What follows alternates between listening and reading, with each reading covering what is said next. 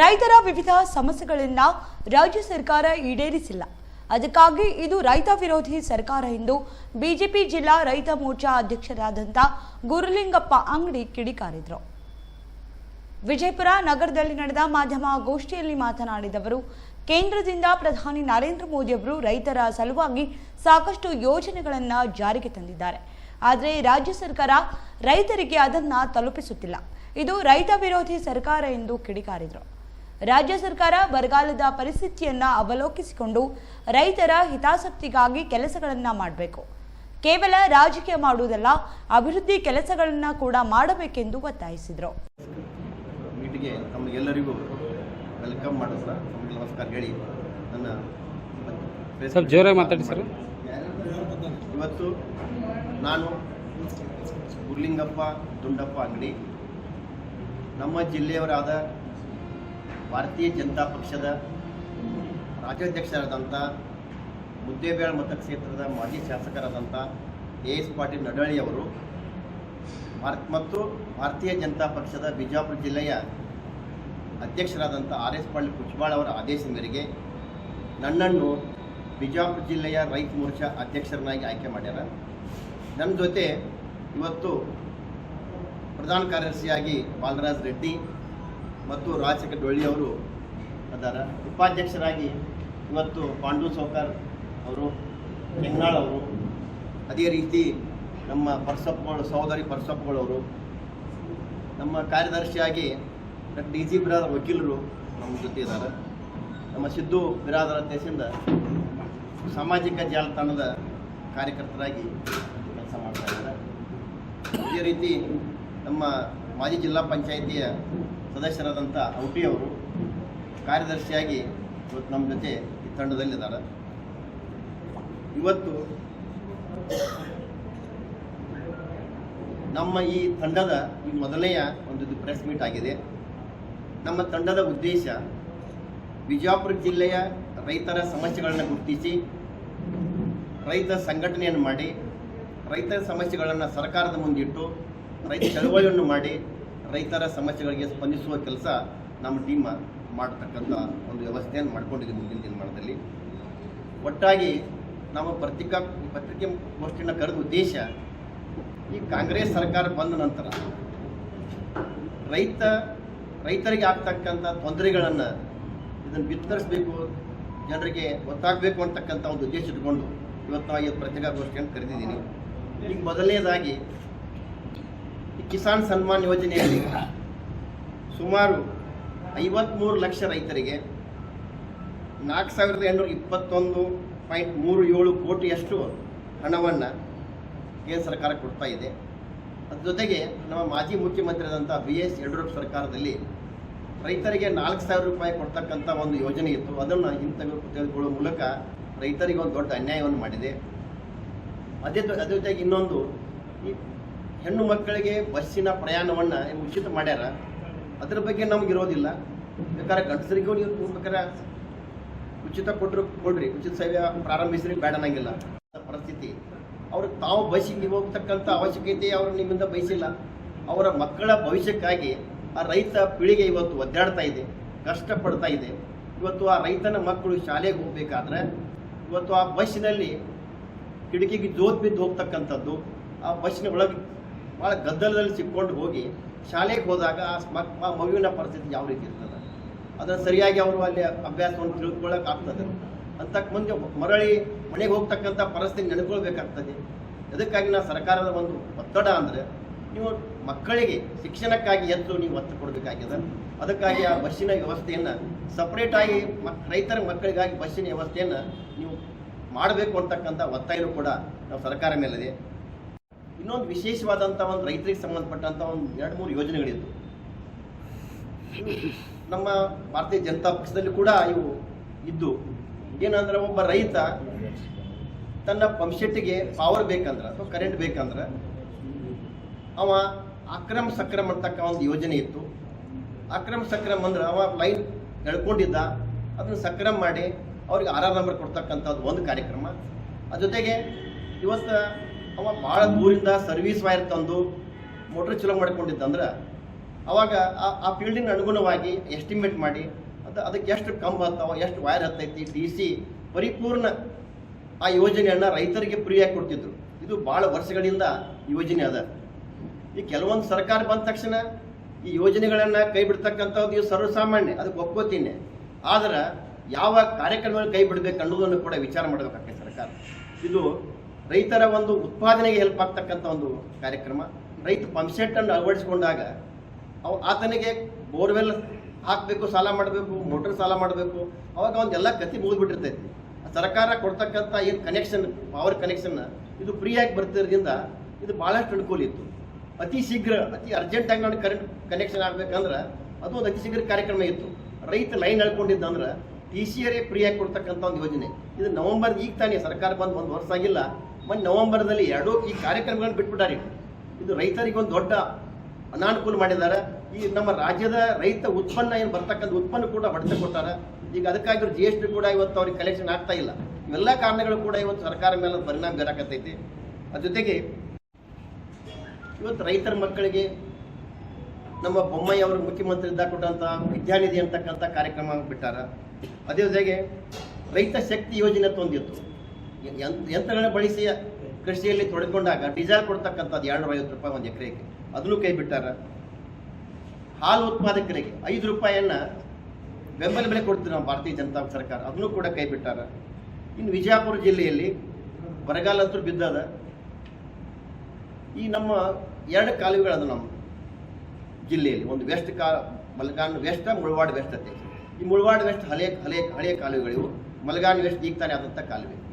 ಒಟ್ಟು ಈ ಬಿಜಾಪುರ ಜಿಲ್ಲೆ ನೀರಾವರಿ ಆದಂಥ ಒಂದು ಸಮಸ್ಯೆ, ನಾನು ನೀರಾವರಿ ಆಗ್ಯದ ಖುಷಿ ಪಡ್ತೀನಿ, ಅದ್ರ ಬಗ್ಗೆ ಇರೋದಿಲ್ಲ ನನಗೆ. ಆದರೆ ಏನಾಗ್ಯದ ಅಂದರೆ ಒಂದು ಸಣ್ಣ ಎಕ್ಸಾಂಪಲ್ ಹೇಳ್ತೀನಿ. ಒಬ್ಬ ಒಂದು ಫ್ಯಾಮಿಲಿ ಇದೆ, 4 ಜನ ಫ್ಯಾಮಿಲಿ ಇದೆ.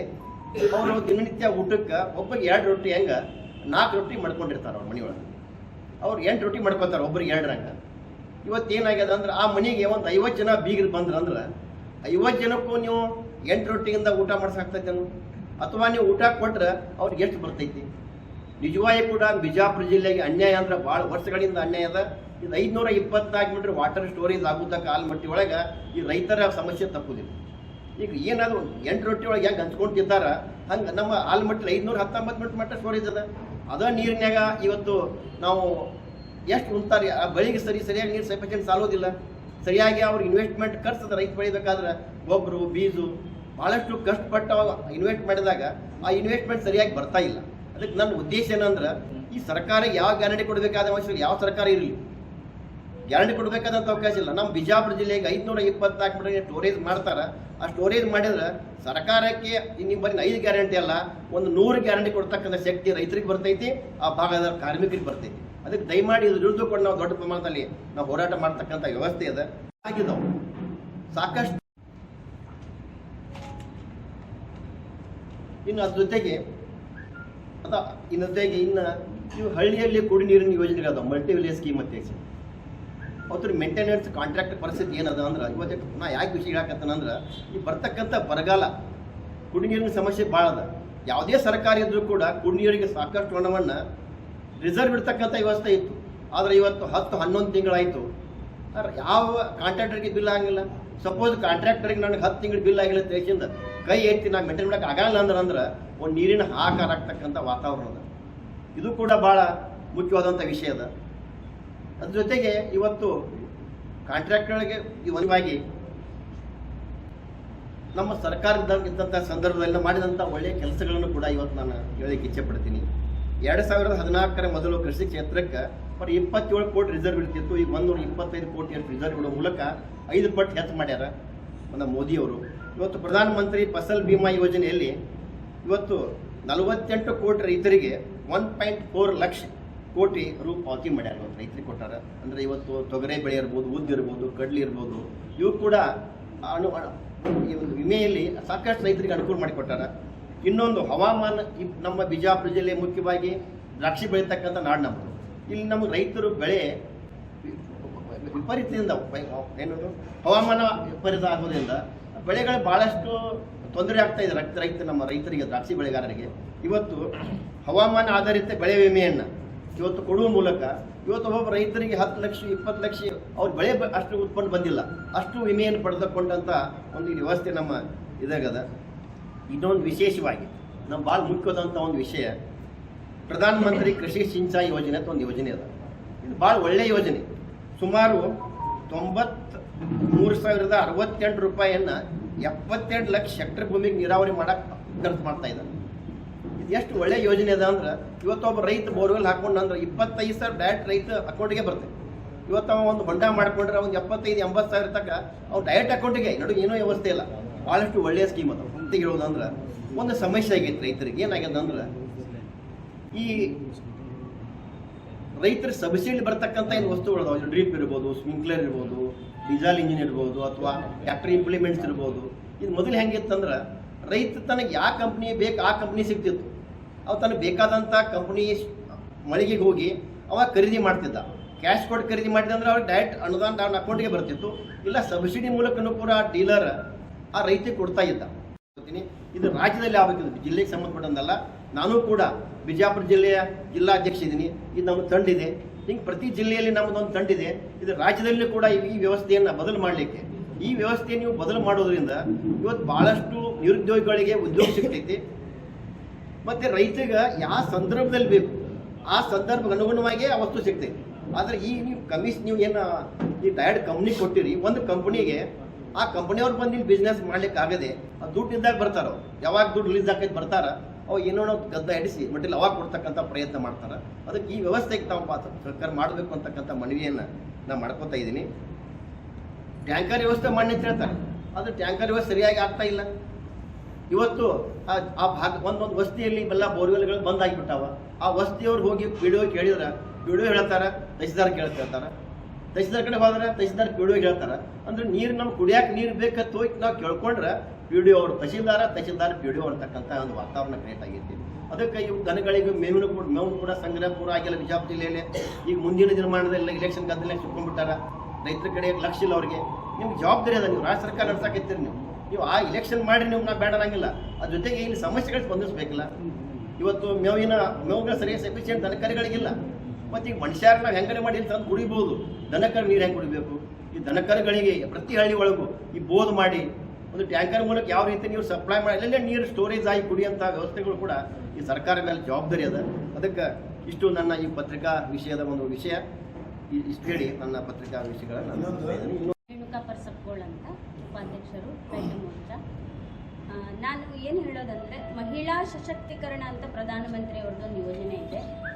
ಇದು 63% ನಮ್ಮ ಲೇಡೀಸು ಉದ್ಯೋಗ ಅದನ್ನು ಮಾಡ್ತಾ ಇದ್ದಾರೆ, ಮತ್ತು 33% ನಮ್ಮಲ್ಲಿ ಅಗ್ರಿಕಲ್ಚರ್ ಅಂದರೆ ಫಾರ್ಮಿಂಗೂ ಮಾಡ್ತಾ ಇದ್ದಾರೆ. ಆದರೆ ಅವರಿಗೆ ಒಳ್ಳೆಯ ರೀತಿಯ ನಾಲೆಜು ಕೊಡೋಕ್ಕೆ ಆಗ್ತಾ ಇಲ್ಲ ನಮಗೆ.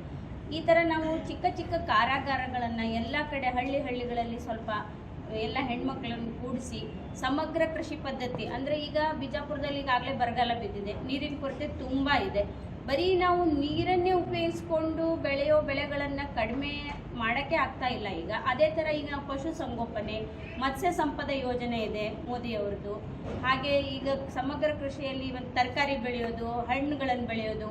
ನಮ್ಮ ಬಿಜಾಪುರ ಜಿಲ್ಲೆಯ ವಾತಾವರಣಕ್ಕೆ ಅನುಕೂಲವಾಗಿ ಕಡಿಮೆ ನೀರಿನಲ್ಲಿ ಹೆಚ್ಚು ಬೆಳೆಗಳನ್ನು ಬೆಳೆಯೋ ಥರ ನಾವು ಯಾವ ಥರ ಅಳವಡಿಸ್ಕೋಬೇಕಂತ ಹೆಣ್ಮಕ್ಳಿಗೆ ಅದರದ್ದೊಂದು ಕಾರಾಗೃಹ ಈ ಥರ ಎಲ್ಲ ಮಾಡಿ ಅವರಿಗೆ ಒಳ್ಳೆ ಥರ ನಾಲೆಜ್ ಕೊಟ್ಟು, ಆಮೇಲೆ ಯಾವ್ಯಾವ ಬ್ಯಾಂಕ್ಗಳಿಂದ ಅವರಿಗೆ ಸಾಲ ಅದು ಎಲ್ಲ ಸಿಗತ್ತೆ, ಅವ್ರಿಗೆ ಹೆಚ್ಚು ಅನುಭವ ಆ ಥರ ಅವರನ್ನು ಮಾಡಿ. ಈಗ ಕೆಲವರು ಹೆಣ್ಮಕ್ಳದ್ದು ಏನಾಗಿದೆ, ತಮ್ಮ ಸ್ವಂತ ಭೂಮಿ ಇದ್ದರೂ ಅವ್ರು ಬೇರೆ ಕಡೆ ಕೆಲಸಕ್ಕೆ ಹೋಗಿ 300-350 ರೂಪಾಯಿ ಅವ್ರು ಕೆಲಸ ಮಾಡಿ ಬರೋ ಥರ ಪರಿಸ್ಥಿತಿ ಇದೆ.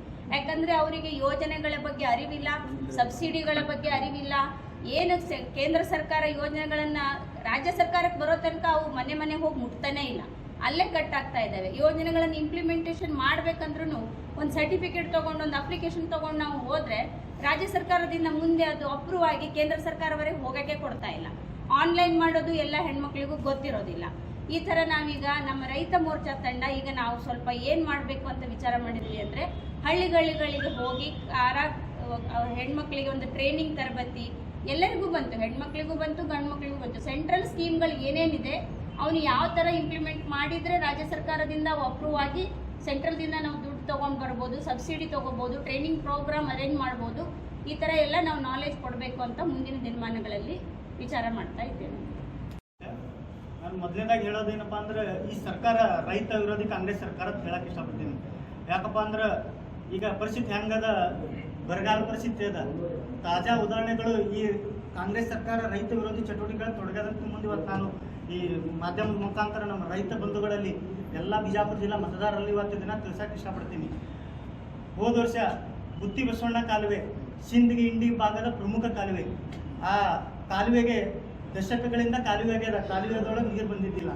ಅದರ ನಿಮಿತ್ತ ನಮ್ಮ ಸಿಂದಗಿ ಇಂಡಿ ಭಾಗದ ರೈತರೆಲ್ಲರೂ ಕೂಡಿ ತಾಂಬಾ ಸೆಂಟರ್ ಪಾಯಿಂಟ್ನಲ್ಲಿ ನಾವು ಸುಮಾರು 487 ದಿನಗಳ ಕಾಲ ನಿರಂತರ ಹೋರಾಟ ಮಾಡಿದೆವು. ಆ ಹೋರಾಟದ ಫಲವಾಗಿ ಅಂದಿನ ಬೊಮ್ಮಾಯಿ ಸರ್ಕಾರ ಅಂದರೆ ನಮ್ಮ ಬಿಜೆಪಿ ಸರ್ಕಾರ ಅವಧಿಯಲ್ಲಿ ಮಾನ್ಯ ಇವತ್ತಿನ ದಿನ ನಾವು ದಿವಂಗತ ಉಮೇಶ್ ಕತ್ತಿ ಅವರನ್ನು ನೆನೆಸ್ಕೋಬೇಕಾಗ್ತದ. ಇವತ್ತು ಅವರು ಏನು ದೈವಾಧೀನರಾಗಿದ್ದಾರೆ ಅವರನ್ನು ನಾವು ಇವತ್ತು ನೆನೆಸ್ಕೋಬೇಕಾಗ್ತದೆ. ಯಾಕಂದ್ರೆ ನಮ್ಮ ಬಿಜಾಪುರ ಜಿಲ್ಲಾ ಉಸ್ತುವಾರಿ ಮಂತ್ರಿಗಳ ಆಗಿದ್ದ ಸಮಯದಲ್ಲಿ ನಾವು ಹೋರಾಟ ಕೈಗೊಂಡಿದ್ದೀವಿ. ಯಾವ ವಿಷಯಕ್ಕಂದ್ರೆ ಗುತ್ತಿ ಬಸವಣ್ಣ ಕಾಲುವೆಗೆ ಸತತವಾಗಿ ನೀರು ಕೊಡ್ಬೇಕಂತೇಳಿ. ಅದಕ್ಕೆ ಅವರು ಸ್ಪಂದನೆ ಮಾಡಿದ್ರು ಉಮೇಶ್ ಕತ್ತಿ ಅವರು. ಮಾಡಿ ಕೂಡಲೇ ಒಬ್ಬ ಮಂತ್ರಿ ಅನ್ನೋದು ಮರೆತು ನಮ್ಮ ಜೊತೆಯಲ್ಲಿ ಆ ಕಾಲುವೆ ಸ್ಥಿತಿಗತಿಯನ್ನು ಅರಿಯಲು ತಾಂಬಾದಿಂದ ಕೆಂಬಾವಿವರೆಗೆ ಏನು ಸುಮಾರು 100 ಕಿಲೋಮೀಟರ್ಗಳ ಕಾಲುವೆ ಮುಖಾಂತರ ಅವರು ಏನು ಸರ್ಕಾರಿ ವೆಹಿಕಲ್ ಹೋಗ್ಲಾ ಇರಲಾದ ಸಮಯದಲ್ಲೂ ಬೈಕ್ ಮೇಲೆ ಅದು ಬಂದು ಆ ಮಂತ್ರಿಗಳು ಆ ಸ್ಥಿತಿಗತಿ ಅರಿತು ಕೂಡಲೇ 25 ಕೋಟಿ ರೂಪಾಯಿ ಅದಕ್ಕೆ ಆ ಕಾಲುವೆಗೆ ಬಿಡುಗಡೆ ಮಾಡಿದ್ರು. ಏನು ಕೆಂಬಾವಿಯಲ್ಲಿ ದುರಸ್ತಿ ಹಂತದಲ್ಲಿದ್ದ ಪಂಪ್ ಹೌಸ್ ದುರಸ್ತಿ ಮಾಡಿದ್ರು, ಹೂಳೆತ್ತೋ ಕಾರ್ಯ ಮಾಡಿದ್ರು. ಏನು ಗೇಟ್ಗಳ ಮುಖಾಂತರ ಎಲ್ಲಿ ಏನು ಸಮಸ್ಯೆ ಇತ್ತು ಸರಿ ಮಾಡಿ ನಮ್ಗೆ ತ್ವರಿತಗತಿಯಲ್ಲಿ ನೀರು ಗುತ್ತಿ ಬಸವಣ್ಣ ಕಾಲುವೆ ನೀರು ಹರಿಸಿದ್ರು. ಕಾಲುವೆ ಏನು ನಮ್ಮ ಬೇಡಿಕೆ ನಿರಂತರವಾಗಿತ್ತು. ಬದಲಾವಣೆ ಸಮಯದಲ್ಲಿ ಕಾಂಗ್ರೆಸ್ ಸರ್ಕಾರ ಬಂತು. ಮಾನ್ಯ ಜಲಸಂಪನ್ಮೂಲ ಸಚಿವರು ಯಾರು ಶಿವಕುಮಾರ್ ಅವರು ಜಲಸಂಪನ್ಮೂಲ ಸಚಿವರಾದರು. ಅವರಾದರೂ ಕೂಡ ಮಾನ್ಯ ನಮ್ಮ ಸಿಂದಗಿ ಮತಕ್ಷೇತ್ರ ಹಾಗೂ ಇಂಡಿಯ ಶಾಸಕರ ಮುಖಾಂತರ ನಮ್ಮ ಹೋರಾಟದ ವೇದಿಕೆಗೆ ಬಂದು ನಾವೇನು ನೀವು ಹೋರಾಟ ಕೈ ಬಿಡ್ರಿ, ನಿಮಗೆ ತಾತ್ಕಾಲಿಕವಲ್ಲ ನಾವು ಶಾಶ್ವತ ನೀರು ಕೊಡ್ತೇವೆ, ನಿಮಗೆ ಸ್ಕಾಡಾ ಗೇಟ್ ಮಾಡಿ ಏನು ಕೊನೆ ಭಾಗವರೆಗೆ ಚೌಡಾಳತನ ನೀರು ಕೊಡ್ತೇವೆ ಅಂತ ನಮಗೆ ಭರವಸೆ ಫೋನ್ ಮುಖಾಂತರ ಭರವಸೆ ಕೊಟ್ಟು ಎಬ್ಬಿಸಿದ್ರು. ಇವತ್ತು ದಿನ ಮಾನ್ಯ ಬಂಧುಗಳಿಗೆ ಹೇಳ್ತೀನಿ ನಾನು, ಇವತ್ತು ಬರಗಾಲ ಇದ್ರೂ ಭೀ ನಮಗೆ ಜಾನುವಾರು ಕುಡಿಯೋಕ್ಕೂ ನೀರಿಲ್ಲ. ಆ ಕಾಲುವೆ ಇವತ್ತು ದಿನ ಒಣಗಿ ಏನು ಅದರಲ್ಲಿ ದುಮ್ಮಣ್ಣ ಹಾರತ್ತದ ಆ ಥರ ವ್ಯವಸ್ಥೆ ಆಗ್ಯದ. ಒಂದು ಹನಿ ನೀರಾದ್ರೂ ಕಾಲುವೆಗೆ ಈ ಕಾಂಗ್ರೆಸ್ ರೈತ ವಿರೋಧಿ ಸರ್ಕಾರ ಇನ್ನೂ ಆದರೂ ಒಂದು ಹನಿ ನೀರು ಬಿಟ್ಟಿಲ್ಲ. ಹಾಗಾಗಿ ನಾವು ಅವರಿಗೆ ಈ ನಮ್ಮ ಜಿಲ್ಲಾಧ್ಯಕ್ಷರ ಅಂಬೇವ್ರ ಮುಖಾಂತರ ನಮ್ಮ ರೈತ ಮೋರ್ಚಾ ಇಡೀ ಜಿಲ್ಲಾ ಟೀಮ್ ವತಿಯಿಂದ ನಾನು ಸರ್ಕಾರಕ್ಕೆ ಎಚ್ಚರಿಕೆ ಕೊಡ್ತೀವಿ. ತ್ವರಿತವಾಗಿ ಜಾನುವಾರು ಕುಡಿಯಲಿಕ್ಕೆ ಈಗ ನೀರು ಬಿಟ್ರೆ ಸರಿಯಾಗಿರ್ತದ. ಇಲ್ಲಪ್ಪ ಅಂದ್ರೆ ನಮ್ಮ ಇಡೀ ರೈತ ಮತ್ತು ಟೀಮ್ ಸಮೇತ ನಾವು ಹೋರಾಟ ಮಾಡಿ ಈ ಸರ್ಕಾರಕ್ಕೆ ನಾವು ಎಚ್ಚರಗೊಳಿಸುವಂತ ಶಕ್ತಿ ನಮ್ಮಲ್ಲಿ ಐತೆ ಅಂತ ಹೇಳಕ್ ಇಷ್ಟಪಡ್ತೀನಿ. ಜ್ಯುವೆಲ್ಲರಿ ಶಾಪಿಂಗ್ ತುಂಬಾ ಕಾಂಪ್ಲಿಕೇಟೆಡ್. ಚಿನ್ನದ ಬೆಲೆ, ಮೇಕಿಂಗ್ ಚಾರ್ಜಸ್, ಬಾರ್ಗೇನಿಂಗ್, ಡಿಸ್ಕೌಂಟ್ ಎಲ್ಲ ಗೊತ್ತಿರ್ಬೇಕು ಮಾರ್ರೆ. ಯಾಕೆ? ಮಲಬಾರ್ ಫೇರ್ ಪ್ರೈಸ್ ಪ್ರಾಮಿಸ್ ಇದೆಯಲ್ಲ. ಎಂತ ಅದು? Fair making charges. ಏನ್ ತಗೊಂಡ್ರು ಸರಿಯಾದ ಬಿಲ್ ಕೊಡ್ತಾರೆ. ಇಂಡಿಯಾದ ಬೆಸ್ಟ್ ಗೋಲ್ಡ್ ರೇಟ್ ನಿಮ್ಮ ಸಿಟಿಯಲ್ಲಿ. ಬಾರ್ಗೇನಿಂಗ್ ಮಾಡ್ಬೇಕಂತಿಲ್ರಿ? ಪರಿಚಯ ಬೇಕಂತ ಇಲ್ರಿ. ಸುಮ್ನೆ ಮಜೂರಿ ಮೇಲೆ ಡಿಸ್ಕೌಂಟ್ ಕೊಡಂಗಿಲ್ಲ.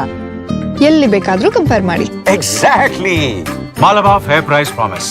Fair making charges for everyone, every day and everywhere. ನಿರಂತರ ಸುದ್ದಿಗೆ ಸಬ್ಸ್ಕ್ರೈಬ್ ಮಾಡಿ FM ನ್ಯೂಸ್ ಕನ್ನಡ ಹಾಗೂ ಬೆಲ್ ಐಕಾನ್ ಅನ್ನು ಒತ್ತಿ ನೋಟಿಫಿಕೇಶನ್ ಖಚಿತಪಡಿಸಿಕೊಳ್ಳಿ. ಧನ್ಯವಾದಗಳು.